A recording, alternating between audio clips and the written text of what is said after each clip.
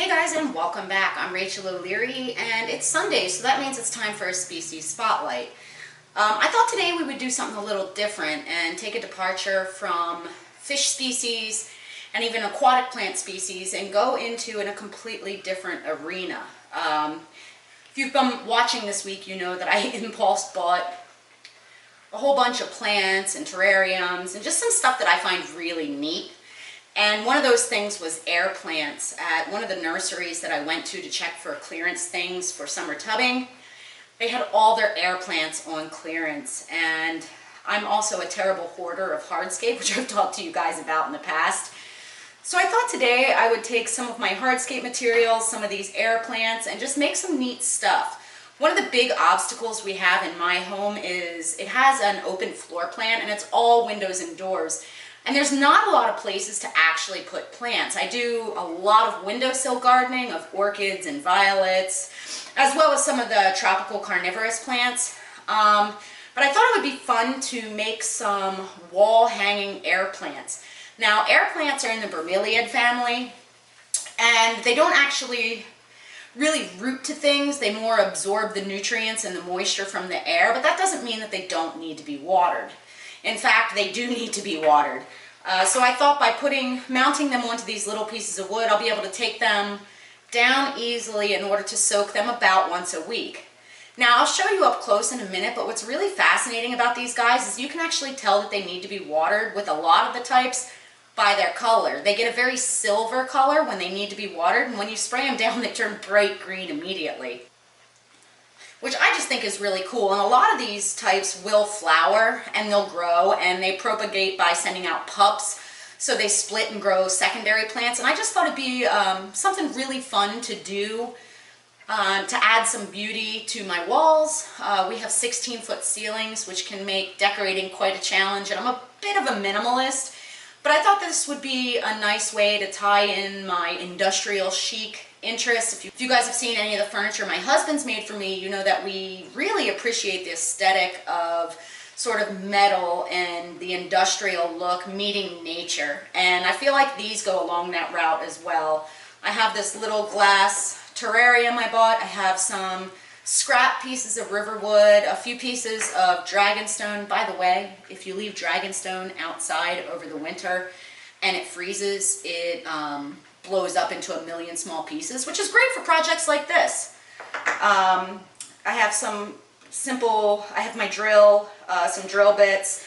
I have some small screw eyes and some hooks. The thought process is, and I'll show you one that I did yesterday in a minute, is that if I put the screw eye into the wall and put a hook on the piece of the wood, I'll be able to take it off the wall easily in order to soak them once a week or as needed in order to maintain the plant's health. Now, this should be a very quick, very easy process, but I think it looks really neat, and I think it'll be a fun experiment around my home. So let's get started.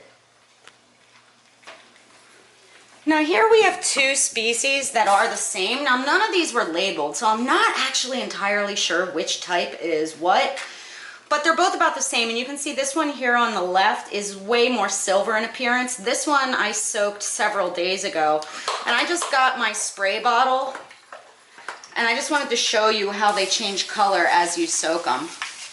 They go from this silver color to a green almost immediately. And it's really pretty neat, and it's a great way to be able to gauge if they need water or not. Again, I like to actually put them in water and soak them rather than spraying them. I feel like they get better saturation that way, but this is also perfectly appropriate. You can see they greened up right away and look like entirely different plants. It's pretty cool. So I have gathered together a bunch of different supplies in order to make some neat stuff, and I just thought we'd jump right into it. Now, air plants don't really root the way that traditional plants do, so a lot of times it's really popular to put them in little glass cages or metal cages. I've gathered some of these little pieces of root wood that I think are really cool, and for a lot of these plants I'll be able to just wedge them into the hole in order for them to stay put. But for ones that won't stay put, I'm going to utilize just a little bit of super glue.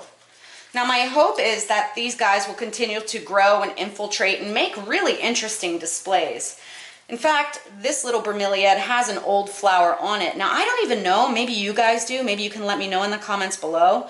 After these flowers die, are you supposed to remove them? I haven't Googled it or anything yet, but this one had a little orange flower that I thought was really cool, so I'm hoping it'll do that again. And I'm just putting them on spots of the wood where it seems natural to me and trying to give them just a little bit of space so that way they have room to grow. And for this one, I'm just going to put a small spot of super glue down near where the very, very small roots come out in order to anchor it to the wood.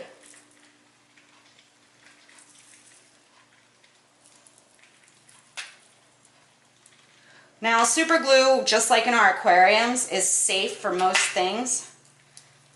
I use it all the time in my aquariums in order to anchor plants to wood, as I've shown you guys actually way back in my very first Tuesday tip.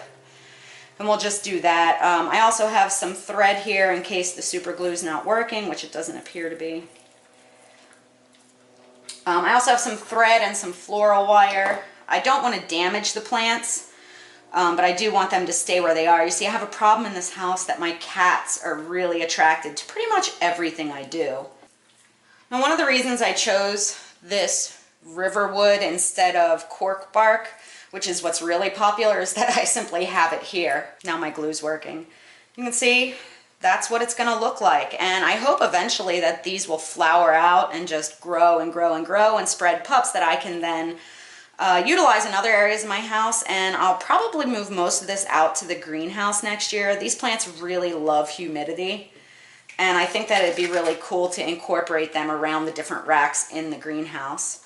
I'm going to go ahead and make some more of these, and then we'll put the screw eyes in. And again, these are just pieces of driftwood that broke off other pieces of driftwood that I intended to use. And I don't really have any rhyme or reason to how I'm placing them other than what I think looks good. I'm trying to place them into the nooks and crannies of the wood where they can naturally grow around it. Again, this is all up to your aesthetic. And I'll make sure that I keep you guys updated on how these things do. This is very much an experiment. I've never worked with any of these before, but I think it'll be pretty fun. And I really like the one that I hung on my wall yesterday, which we'll take a look at when I'm done making these.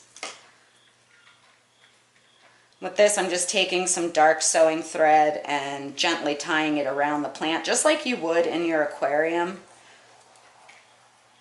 in order to anchor things like Java fern or mosses or any anubias or things like that. So what I've done is just taken a little bit of floral wire and gently wired this one on here. With some of these pieces of wood, it's not very easy to get the thread to hold it tight. So I'm just going to use this floral wire, and it's very easy to remove should I need to. I have a couple more sticks here, but I think what I want to do next is this little glass terrarium. I'm going to start just by pouring some sand in there. And this is because as I mentioned, I collected some pieces of dragonstone, and hopefully this will help the dragonstone kind of stay put. Again, I'm just using all my little leftover pieces of things I have around. And as I mentioned as well, the dragonstone exploded this winter when I left it outside. So I'm just picking a couple pieces from the same parent stone. Just wedge them into the sand. Put a little air plant in there. Maybe another smaller one too. As I mentioned at the beginning of the video, these guys propagate by sending out pups, and you can see here that there's a little baby plant. I think I will set this one right there, and then this will go into my windowsill garden for now. But I'll be able to just mist inside this My husband has talked about maybe making some sort of metal cage for this for us to mount it off the wall. So if we do that, I'll be sure to keep you posted. I have this piece of wood left to do something with. Now a lot of these I'll probably end up moving outside next summer. I just got sand everywhere. In order to let them really do well in the greenhouse.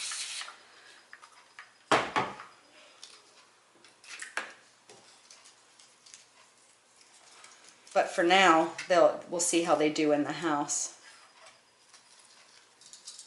Now this floral wire is super. Now this floral wire is super cheap. I just pick it up at my local craft store. I use it for all kinds of things. It's nice because you can cut it with scissors if you're too lazy to go get wire cutters. And it's nice because you can easily form it around stuff and twist it to hold things in place. And then trim it down.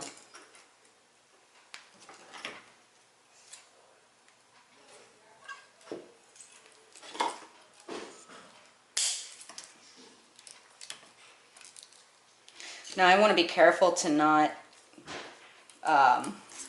twist this too tight onto the plant because I don't want to damage the plant. I just want it to hold it nice and still.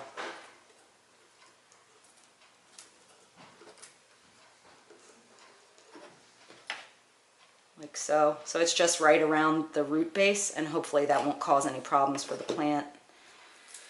Let's see. Got this little neat one. Now my cats got to some of these, and that's a real problem I have with plants in general. Some of these I'm just going to wedge again into little holes in the wood. As you can see, there's all sorts of different textures of these little guys, which I think is really cool. I don't know how I want to do this.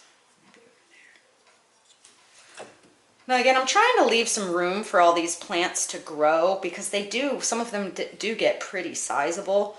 But again, with not knowing exactly what species I got here, I'm not entirely sure how big they'll get. Just don't know which ones I want to use. The rest of the extras I have, I'll just lay around my windowsill, and I'll show you guys my windowsill garden at the end of this video too, and you can let me know if any of the species of plants there you'd like to see more information about. I realize that this is not an aquatics video, but I do think that there's a lot of overlap with folks who are into kind of interesting plants within the fish keeping hobby, and really just as part of daily life. A lot of people really enjoy plants and gardening. And this is obviously something that you can do with very limited space.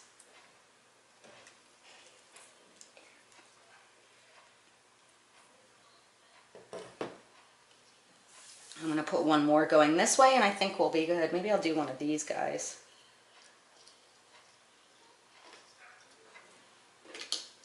And then we'll take a look at how I secure them to the wall. I'll show you all of these when they're finished.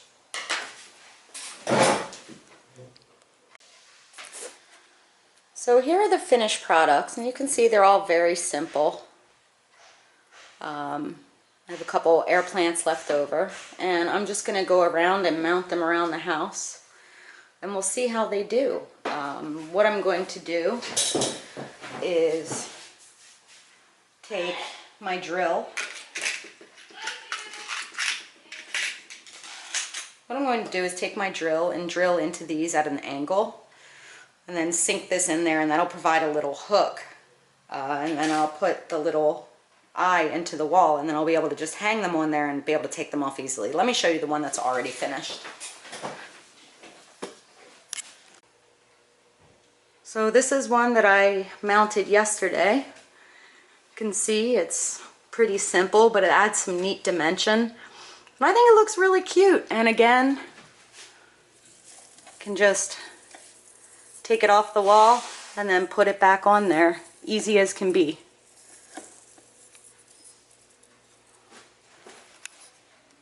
So we'll see how they do. I'm pretty excited about it. It gets some cool plants away from my cats so they can't eat them and adds some beauty to the home.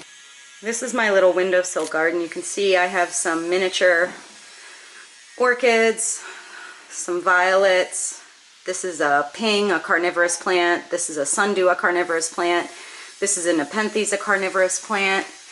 And I keep them in this windowsill all year round. So if you guys are interested in that kind of stuff, let me know and we can talk more about it. But I think for a quick 20-minute project, this was pretty fun, and I'm going to make some with my daughters as well for their rooms. As always, let me know below if you have any comments, suggestions, or questions.